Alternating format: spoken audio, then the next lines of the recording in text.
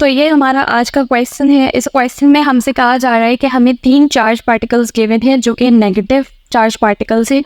हमें बताना है कि इन 3 चार्ज पार्टिकल्स की वजह से ये जो सर्कल का सेंटर है इसके ऊपर क्या इलेक्ट्रिक फील्ड प्रोड्यूस होगी। इसके अलावा हमें इस क्वेश्चन के अंदर जो इन्फॉर्मेशन गिवन है वो ये गिवन है कि इन चार्ज पार्टिकल्स का मैग्नीट्यूड क्या है, इन चार्ज पार्टिकल्स के एंगल्स क्या हैं, और इसके अलावा इन चार्ज पार्टिकल का सेंटर ऑफ द सर्कल से कितना कितना डिस्टेंस है। इस इन्फॉर्मेशन को यूज़ करते हुए अगर हम सबसे पहले इलेक्ट्रिक फील्ड का फॉर्मूला याद करें तो हमारे पास इलेक्ट्रिक फील्ड का फॉर्मूला कुछ ये होता था, जो कि होता था E=KE magnitude of Q divided by R²। अब इस इक्वेशन में हमारे पास तमाम वैल्यूज़ नोन है। क्यों? क्योंकि K हमारे पास कांस्टेंट है, कूलम्स कांस्टेंट, Q मैग्नीट्यूड है जो कि हमें यहाँ पर गिवन है। सिर्फ आपने ध्यान ये रखना है कि इस मैग्नीट्यूड को पुट करते हुए आपने स्टैंडर्ड यूनिट पे पुट करना है, यानी इस माइक्रो ये जो गिवन है आपको इसको चेंज करना है। और रेडियस का स्क्वायर यानी हमें डिस्टेंस रेडियस भी गिवन है 2 मीटर।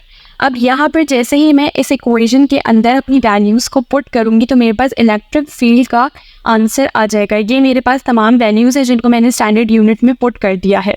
अब इलेक्ट्रिक फील्ड का जो आंसर आएगा मेरे पास, इसको जब मैं अपनी कैलकुलेटर में पुट करूँगी तो वो मेरे पास आएगा 1.12 एक्सपोनेंट 4। और क्योंकि ये इलेक्ट्रिक फील्ड है तो इसका जो यूनिट होगा वो होगा न्यूटन पर कूलम।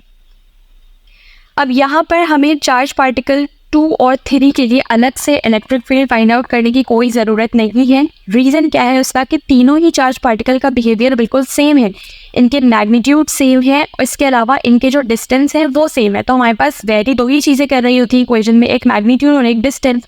तो अगर ये दोनों चीज़ें तीनों ही चार्ज पार्टिकल्स के लिए सेम है तो उन तीनों ही की इलेक्ट्रिक फील्ड का रिजल्ट सेम ही आना है। इसलिए हमें अलग अलग इन तीनों की इलेक्ट्रिक फील्ड निकालने की ज़रूरत नहीं है, इसी एक से काम चल जाएगा तीनों के लिए, बाकी 2 की भी यही रिजल्ट्स आएंगे।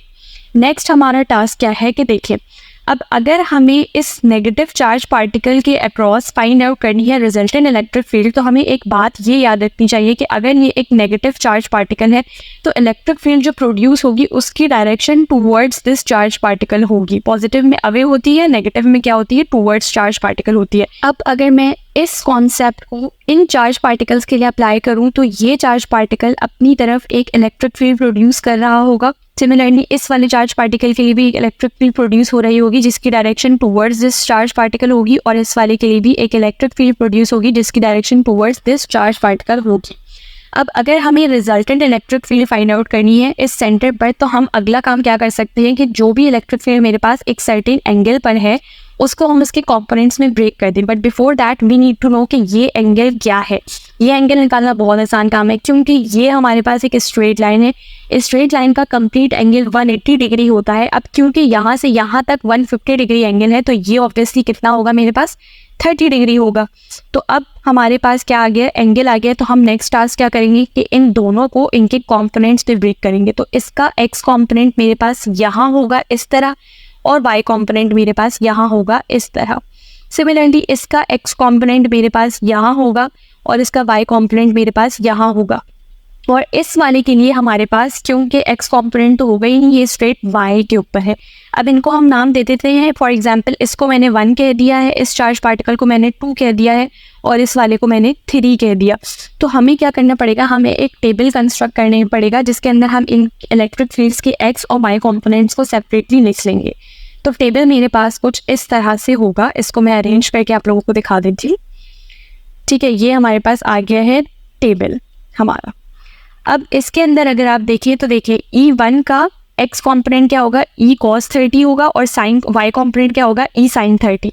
सिमिलरली इस सेकंड चार्ज वाले के ही एक्स कॉम्पोनेंट क्योंकि लेफ्ट की तरफ है तो वो होगा -E cos 30, और वाई कॉम्पोनेंट क्योंकि अपवर्ड यानी टूवर्ड्स पॉजिटिव वाई एक्सिस है तो वो होगा E sin 30। अब क्योंकि 3 वाले का कोई एक्स कॉम्पोनेंट तो है नहीं तो इसलिए यहाँ पर 0 आया, और वाई कॉम्पोनेंट क्योंकि डाउनवर्ड है इसलिए यहाँ पे नेगेटिव E आया है। ये नेगेटिव E वो है जिसको अभी अभी हमने इलेक्ट्रिक फील्ड कैलकुलेट किया था जिसका आंसर 1.12 एक्सपोनेंट 4 आया था। उसको मैं अभी फिलहाल इरेज कर चुकी थी क्योंकि मुझे स्पेस चाहिए था। अब यहाँ पर हम क्या करेंगे कि एक्स कॉम्पोनेंट्स को हम आपस में ऐड अप करेंगे। तो एक्स कॉम्पोनेंट्स को जब हम ऐड करेंगे तो ये क्योंकि पॉजिटिव E cos 30 है और ये नेगेटिव E cos 30 है तो ये हमारे पास क्या हो जाएगा, 0 हो जाएगा। सिमिलरली अगर आप वाई कॉम्पोनेंट्स के लिए देखें तो वाई कॉम्पोनेंट्स पे देखें साइन 30 जो है वो मेरे पास इक्वल होता है, अगर आप अपनी कैलकुलेटर में पुट करो वो इक्वल होता है 1/2 के। तो अगर मैं साइन 30 की वैल्यू लिख दूँ यहाँ पर और यहाँ पर भी, तो ये क्या हो जाएगा, साइन 30 की जगह हमारे पास आ जाएगा 1/2। तो दोनों जगह पर मैं लिख लेती हूँ 1/2 और इस वाले के लिए भी मैं लिख लेती हूँ 1/2। अब आपको क्या करना है, आप इन दोनों को आपस में ऐड करो तो 1/2e प्लस 1/2e क्या बनेगा आपके पास, e बन जाएगा।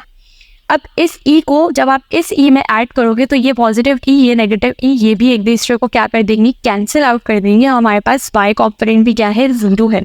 इसका क्या मतलब है कि मेरे पास जो इस सेंटर के ऊपर इलेक्ट्रिक फील्ड जनरेट हो रही है वो 0 है। क्यों? क्योंकि तीनों ही चार्ज पार्टिकल्स के मैग्नीट्यूड सेम है तो वो, और इनकी डायरेक्शंस क्योंकि अलग अलग है, तो इन्होंने क्या करना है, इन्होंने जो भी इलेक्ट्रिक फील्ड प्रोड्यूस होगी उसको कैंसिल आउट कर देना है।